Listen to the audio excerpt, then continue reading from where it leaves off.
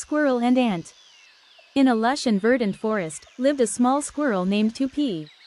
2P had soft brown fur and a bushy tail. He loved to leap from tree to tree in search of food. One bright morning, 2P felt his stomach rumbling.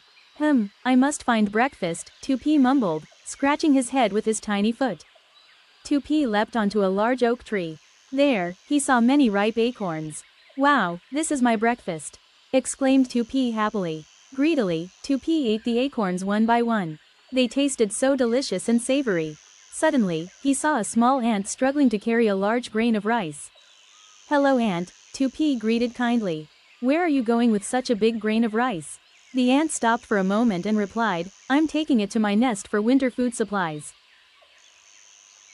2P fell silent for a moment. He had just remembered that winter would arrive soon. All this time, he had only played and eaten without thinking about food supplies. "Ant, may I help you gather food?" 2P asked earnestly. The ant smiled. "Of course, you may, 2P. The more who help, the faster the work gets done." From that day on, 2P and Ant worked together to gather various kinds of food. 2P nimbly picked berries and nuts from the trees, and then Ant and his friends carried the food to their nest.